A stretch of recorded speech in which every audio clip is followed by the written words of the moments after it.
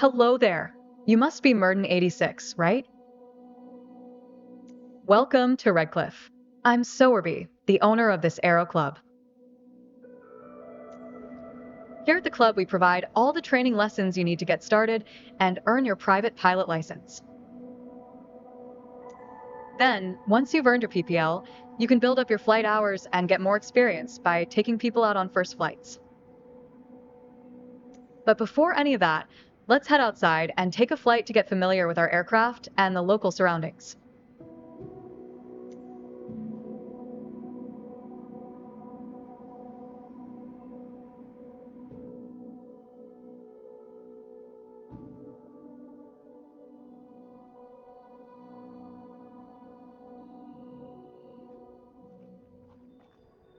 Welcome to the apron. This is where all our flying adventures begin. Why don't you walk around a bit while I finish the pre-flight preparations?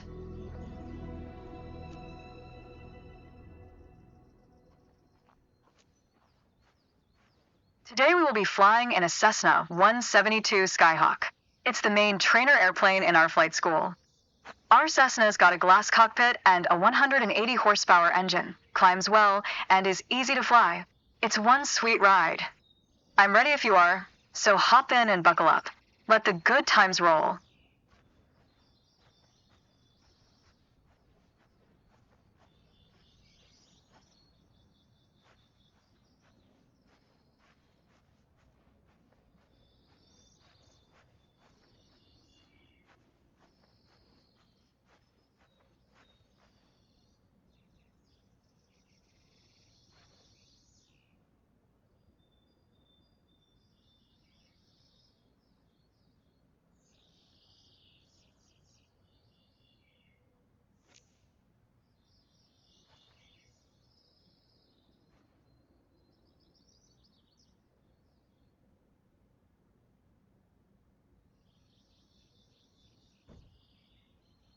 I know the plane is majestic, but you should see it in the air. Get inside, so we can get started.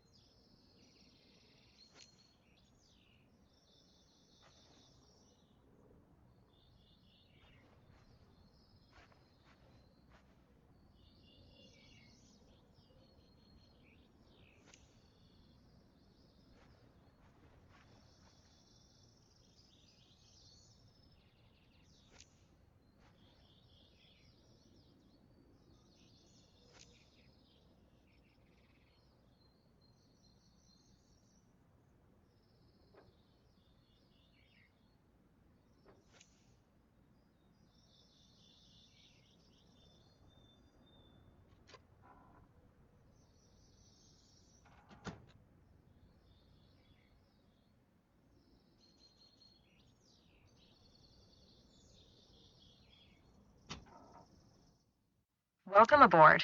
While you settle in, let's go over a flight plan. After taking off, we will climb to 1,500 feet above sea level and then fly over the airport to enjoy the view. Ready? Why don't you start the engine for us?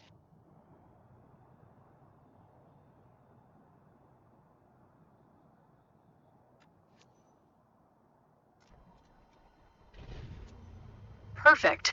The wind is from 270 degrees direction with a speed of 9 knots, so we'll be taking off from runway 25.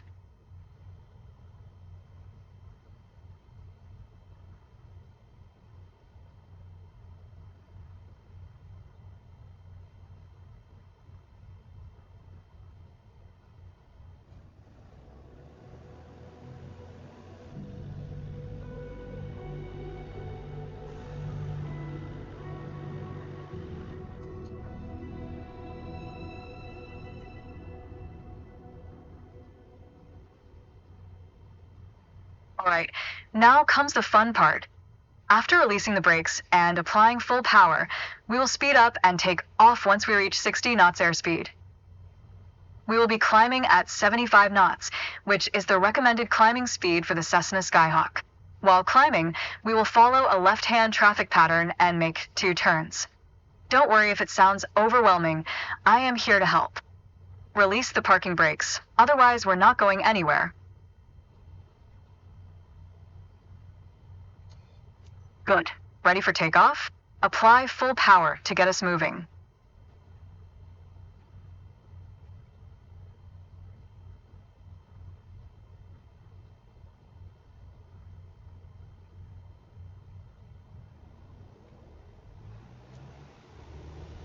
You handle the yoke, and I'll take care of the pedals, steering the aircraft on the runway during takeoff.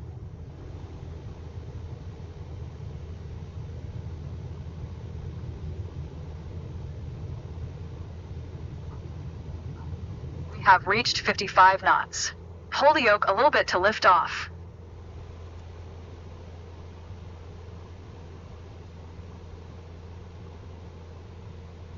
Perfect climbing attitude and speed. I see you know what you're doing. We are approaching our first turn. As you'll see, the Cessna 172 requires very little yoke movement to turn. We are 300 feet above the ground. I will retract the flaps. You keep climbing. You can start turning left.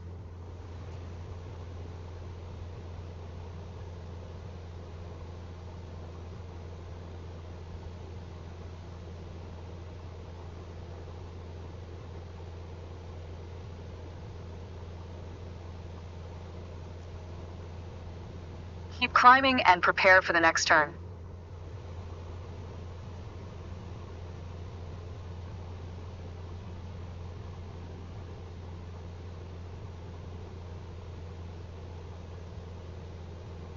Okay, turn left again. We are almost there. Remember, we need to climb to 1,500 feet.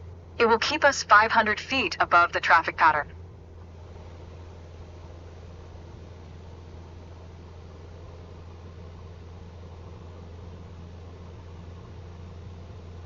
I love the weather today. The clouds are beautiful, aren't they?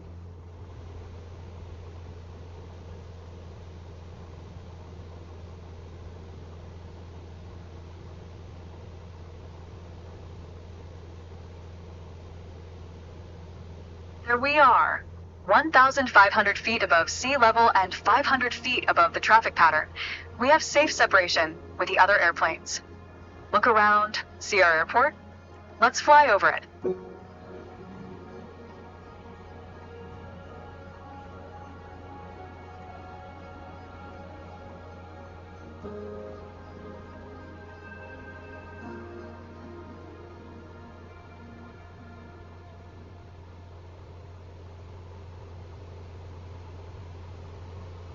Awesome. I know that you're busy navigating and controlling the plane, but don't forget to enjoy the view.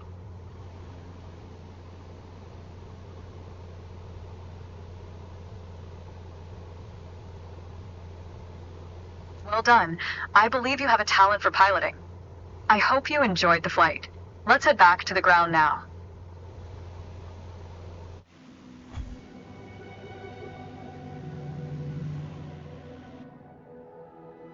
I'm glad that we flew together today. This might be the first chapter in your pilot's journey, if you want to embark on it. Let's catch up at our headquarters.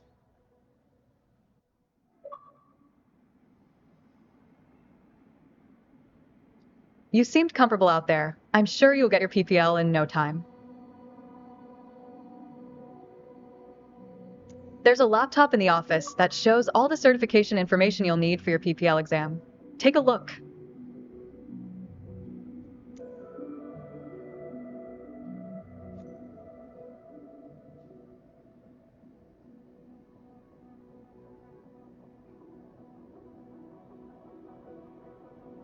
Here you can see all the different certifications you can pass throughout your career. Your first step is to work towards your private pilot license.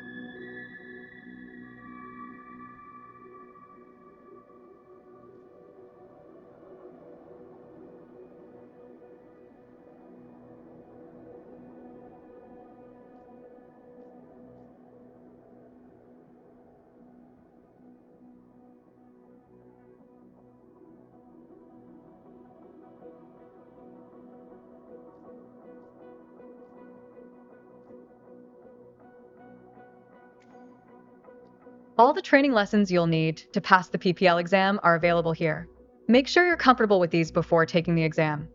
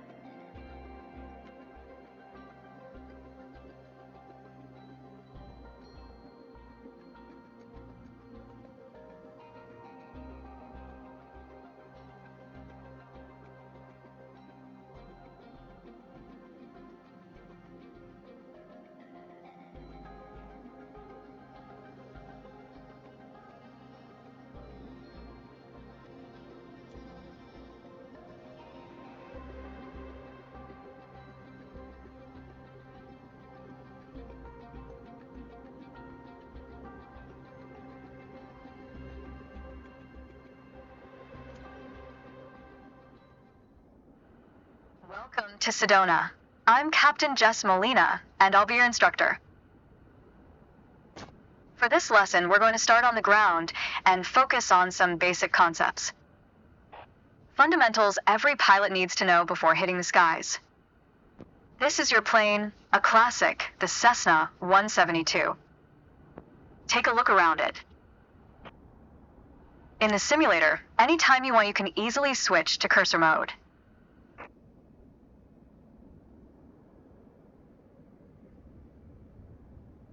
The cursor is handy for interacting with menus and cockpit controls or instruments. As you can see, activating the cursor also displays the toolbar at the top of the screen. The toolbar is a quick access menu that allows you to control various aspects of the simulation. Try to find and open the controls panel.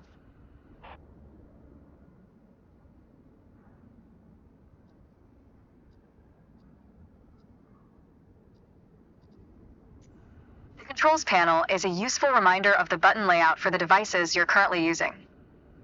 Now try to find and open the camera panel in the toolbar. The camera panel allows you to access the various views and camera modes of the simulation. Go ahead and close all the panels for now.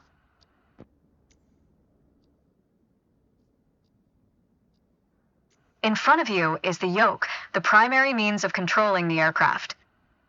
In the simulation, you will be controlling the aircraft with your peripherals of choice. So, let's hide the yoke for now. For now, we're done with the cursor, so go ahead and hide it. Alright, as we've seen, when you want to look around you, it's easy to rotate the camera. But you can also move it freely in the cockpit to get a better view of anything you want to see, even through a window to look outside.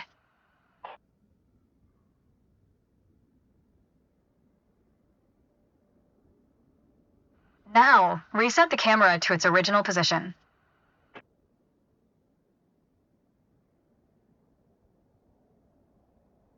Alright, that covers all the main camera functions available in the simulation.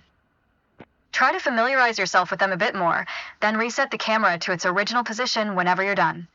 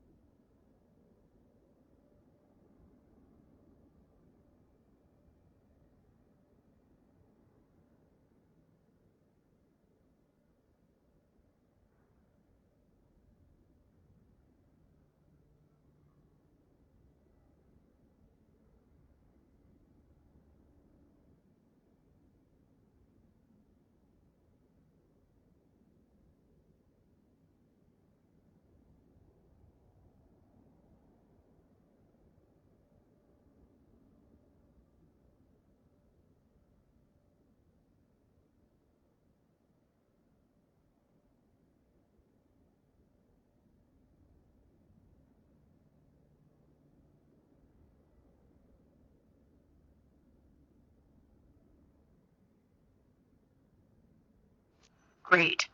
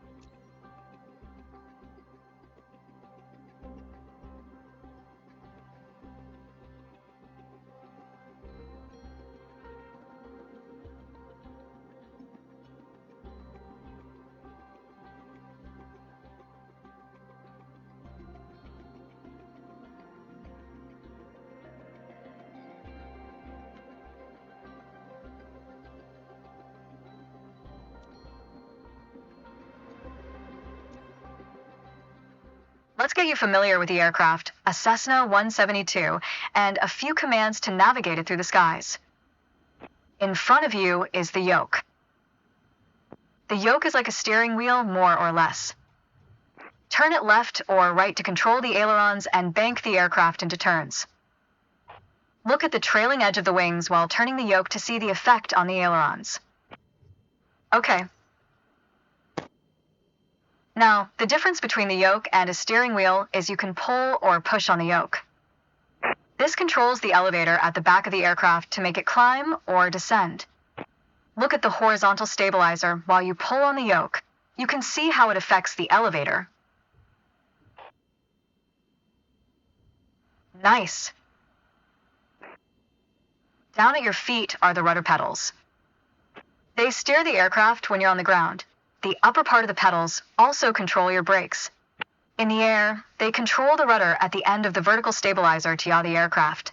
This is mostly for small corrections, for coordinating turns or compensating for a plane's tendency to pull left during takeoffs and climbs. Look at the vertical tail while operating the pedals to see the effect on the rudder. Great. Last but not least, the throttle is located near the center of the cockpit. Pushing forward will increase power, pulling back will decrease power. First, look at the throttle and select it. Keep it selected and push it forward to increase power. Power is increased. Now pull it back to decrease power. Power is decreased. Now we'll do the same without focusing on it. Deselect the throttle. Look away from the throttle and increase power. Set your throttle to idle.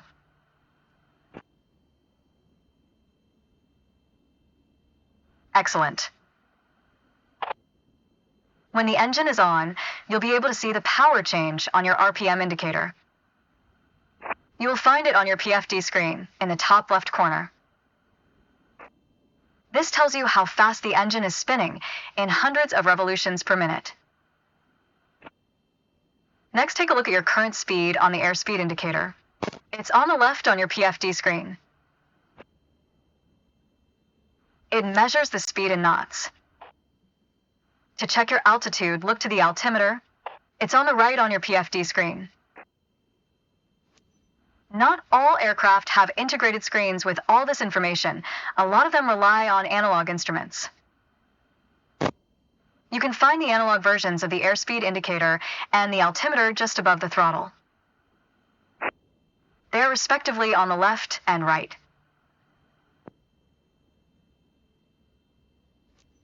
The analog altimeter has 3 hands similar to a clock. The long, thick pointer indicates 100-foot intervals. The short, thick one is 1,000-foot intervals, and the long, thin one counts 10,000-foot intervals. That's all for today. Next time, we'll see how it feels in the air.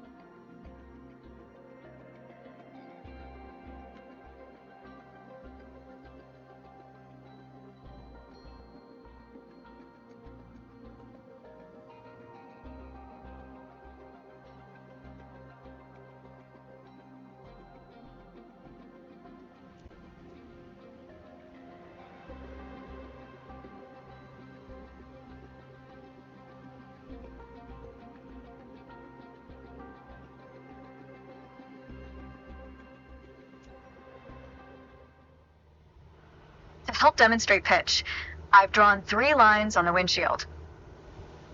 Notice how the middle line matches the horizon while we're flying level? This is the cruise attitude. The lower dotted line is the climb attitude, and the upper one is the descent attitude. Let's dig deeper into what that means. Pull back gently on the yoke until the climb attitude line matches the horizon. Then maintain that attitude.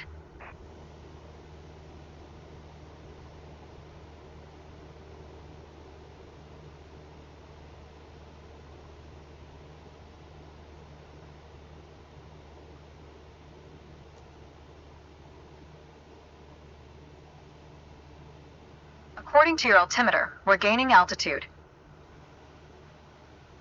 But we're losing airspeed, proving you can't avoid basic physics while making a climb.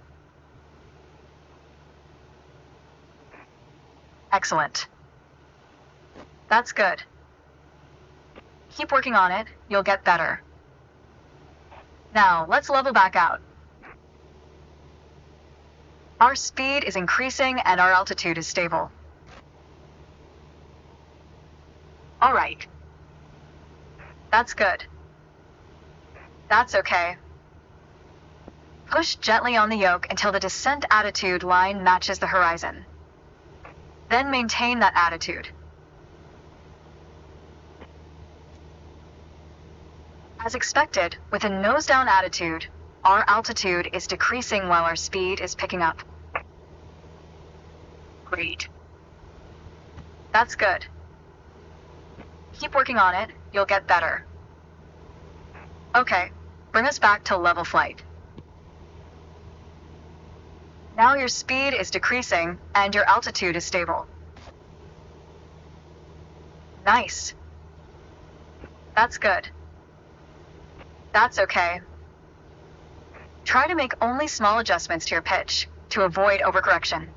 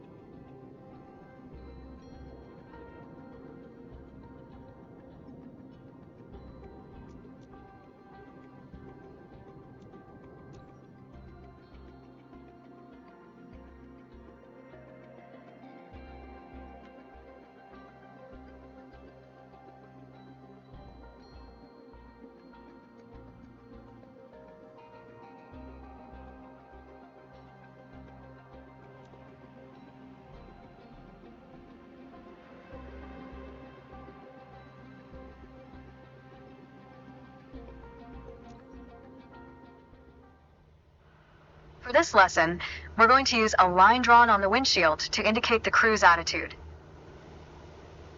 I've also added another dotted line to help you bank properly for left turns.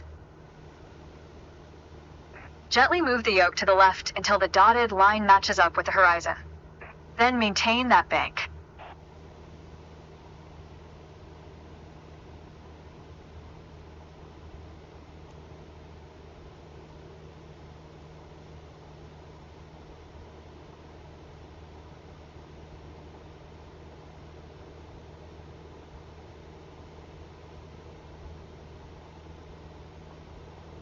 Keep working on it, you'll get better. Watch your altitude. It wasn't constant during the turn. Now, let's see you level back out.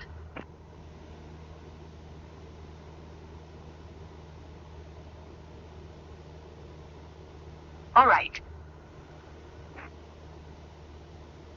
For the next step, turning to the right, let's see how you do on your own, without any markings.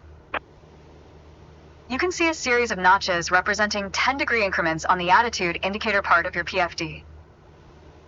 As a general rule, you always want to keep your turns under 30 degrees. Start banking right until you're lined up with the second notch to the right on the attitude indicator. Then, maintain that 20-degree bank while remaining at the same altitude until I ask you to stop.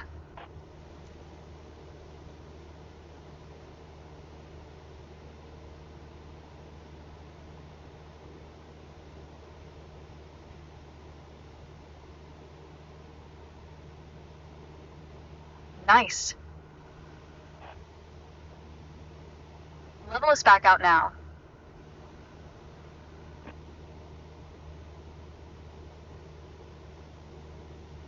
That's good. Remember to maintain altitude while leveling off. Small corrections on the yoke will lead to more accurate turns.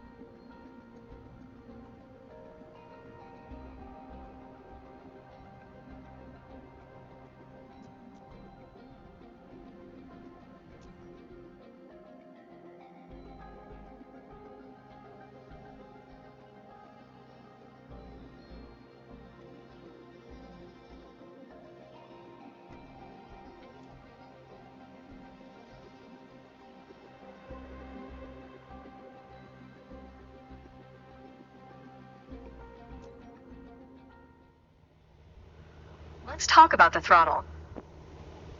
If you have the need for speed, then the throttle's for you. Full control over the power output of the engine. In the Cessna 172, that relates directly to the RPM displayed on the tachometer on the PFD. Pull back on the throttle to reduce RPM to 1800.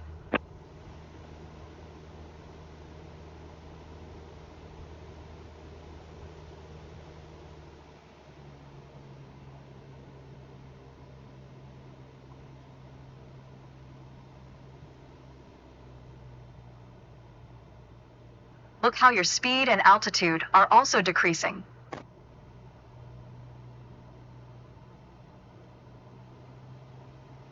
Excellent. Okay, let's throttle back up to 2,400 RPM.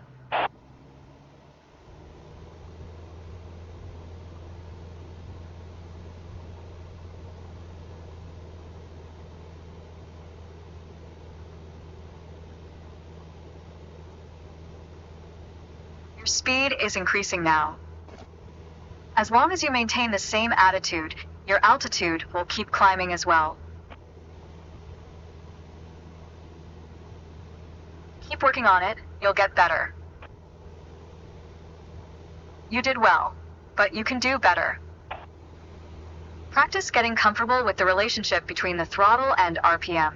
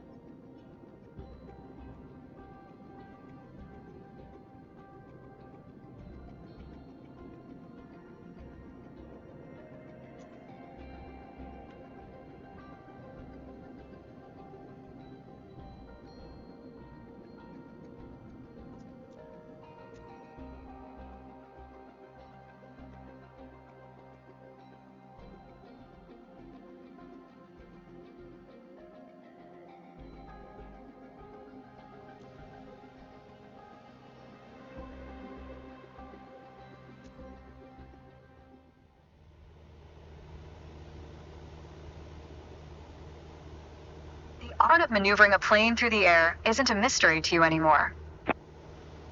Now it's time to test the skills you've learned. As you can see, we're cruising at 6,000 feet on a north heading of 360 degrees. Start by descending to 5,500 feet while maintaining a northerly heading.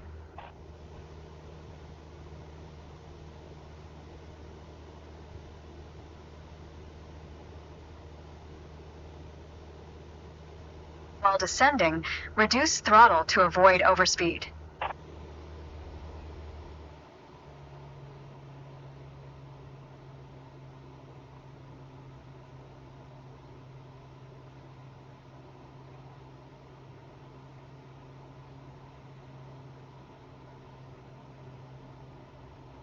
While descending, reduce throttle to avoid overspeed.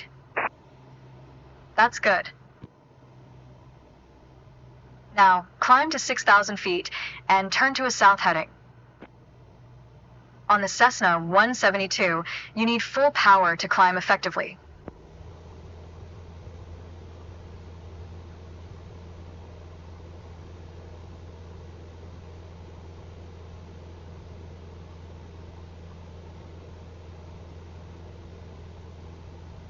You can start the climb when you're ready.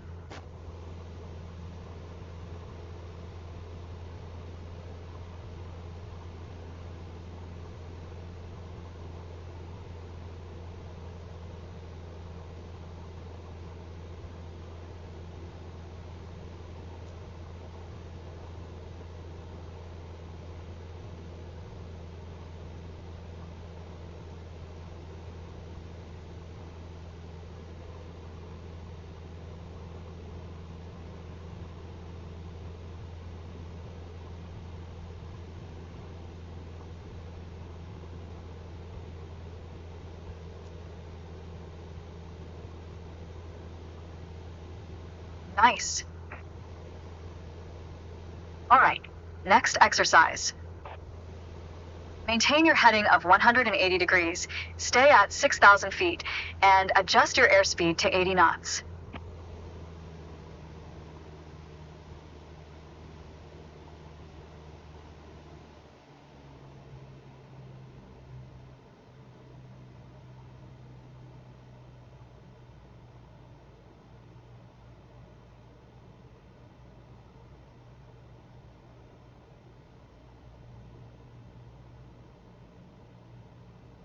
That's good. Your speed was well managed, but your altitude needs to be more accurate. You did well, but you can do better.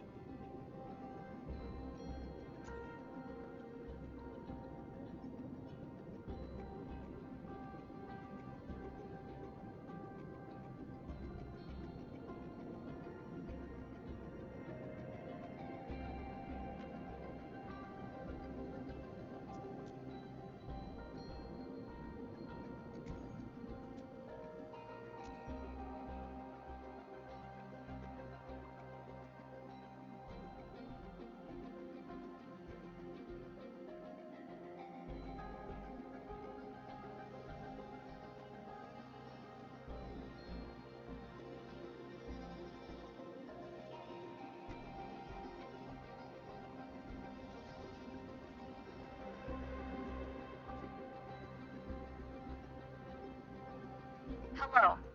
Today we're going to go over all the steps that precede turning on your engine. Those steps are essential to ensure your aircraft's integrity and that everything is in order for a smooth and seamless flight. First of all, stretch your legs a bit and take a look at your aircraft and your surroundings. We never took much time to look at our aircraft from the outside, so take your time if you want to inspect it. You might have noticed some extra bits on your aircraft. These are the covers and chocks. Covers are installed when the plane is not in use and are meant to avoid damaging its sensitive parts. Chocks are there to immobilize the aircraft. You'll need to remove them before takeoff.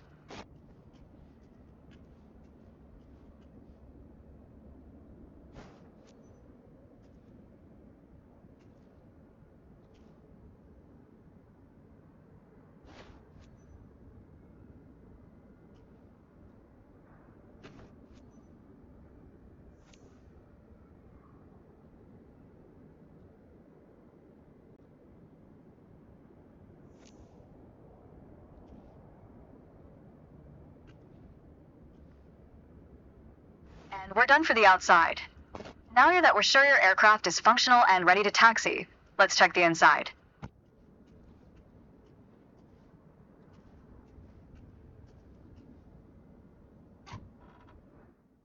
Let's get to the matter at hand.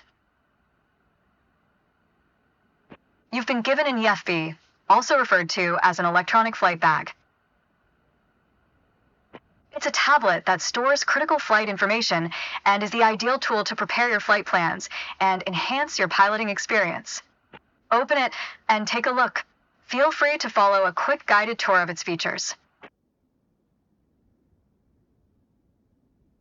The EFB features an interactive map, a flight plan editor, aircraft and current flight information, a nav log, as well as fuel and payload options.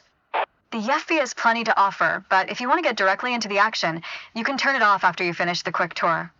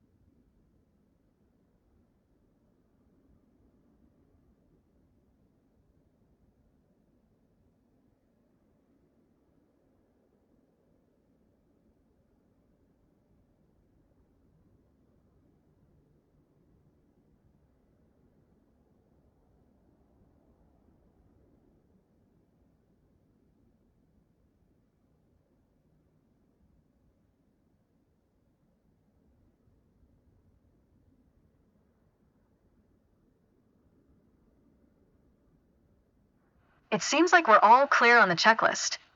Now start this pretty bird up.